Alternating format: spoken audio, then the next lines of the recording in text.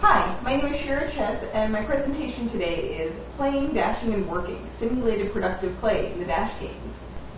And just to be clear, I really want to be a DiGRA, and I really want to be in England right now. But a little bit about me. I'm a doctoral candidate in the Department of Language, Literature, and Communication at Rensselaer Polytechnic Institute.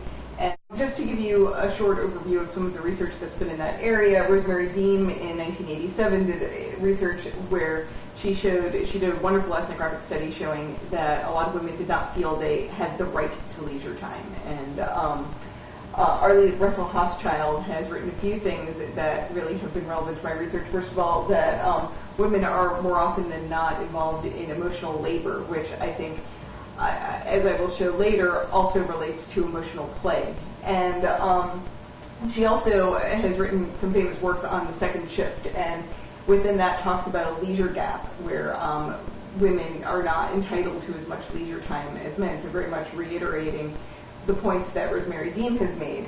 And then Green wrote about, more recently, about sort of a blurring between work and leisure activities for many women. I am interested in what I refer to as simulated productive play, which is play that really provides no real-world productivity, but that emulates real-world productivity in everyday practices within a game world. So when I'm talking about simulated productive play, when I use the word simulation, I don't actually mean it in the Baudrillard sense. I'm not really talking about a copy of a copy or without an original. I'm looking at it more in the Manovichian sense, if you will. So in the language of new media, Manovich says the spectator has a double identity. She simultaneously exists in physical space and in the space of representation.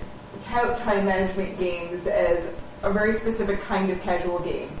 For example, Big Fish Games, which is one of the larger casual game companies, says that they are games to manage time, customers, and money in games for the serious goal setter. And when I started reading these definitions, I thought that they were very curious because, to me, time management and issues of time management, certainly managing time and customers and goal setting, does not sound necessarily like play. So I started looking at games that fell into this time management category. This started with the game Diner Dash and is now a very large system of many games. And statistics that I actually got from someone at Play First, which is the publisher of Diner Dash, is that 95% of the audience is female, and the average age is about 35. She said that they have gotten about 60 million downloads within the whole Dash franchise. Not all of those are paying downloads, and Diner Town and the Dash games are a fairly expansive network of games, most of whom involve flow. For those of you who have not played Diner Dash, or for that matter have not played a recent version of Diner Dash, because it has changed slightly since the first version, this is a screenshot from Diner Dash Hometown Hero, and you can see Flo in the back there waiting tables, and it's a lot of work that happens in the game, although a lot of it is emotional labor, where you can see there's a table of women there that are angry, their hearts are low, that's how you can tell they're angry, but also the little puffs of smoke above them.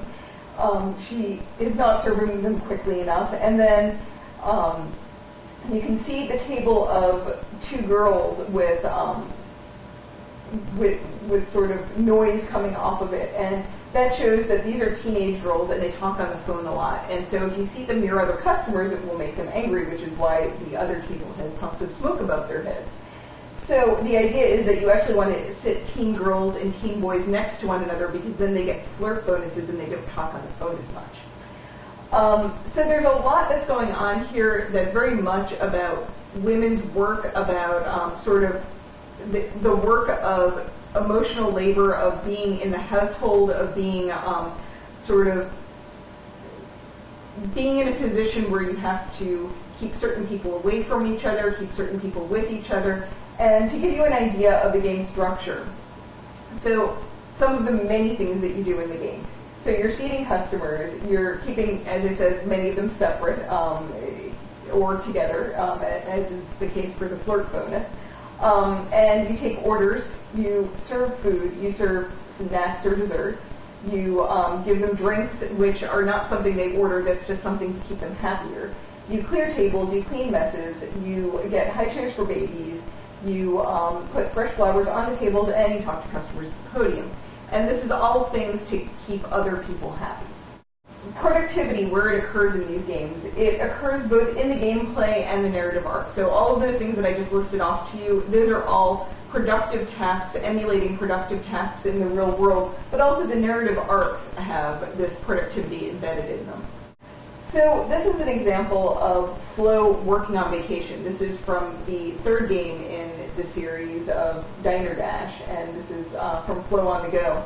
This is the very beginning of the game, and Flo is about to go on a cruise with her friend Darla, and is running onto the cruise, and the chefs and work staff of the cruise decide to choose that moment for a boycott, and in their process of boycotting, knock her luggage overboard.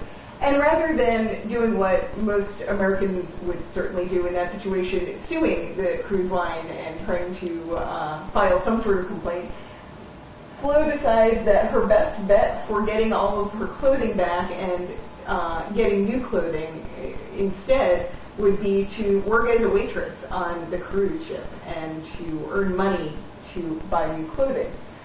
Another example of this is in the first game.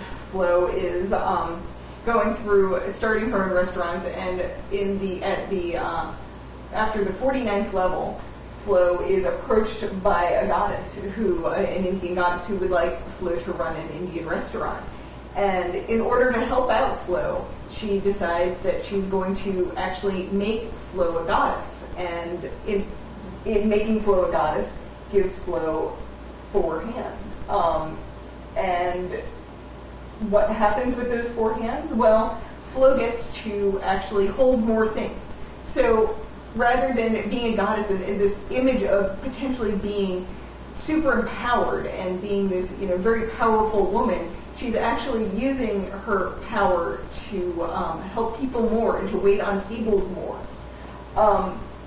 As a side note, she gives up her nirvana at the end, at the beginning of the second game, to help out some other people. I believe primarily Darla and Darla's friends, who were their town is being taken over by Mr. Big, a local conglomerate, and so she basically decides that nirvana just isn't for her, and instead of having nirvana, decides to wait on tables again.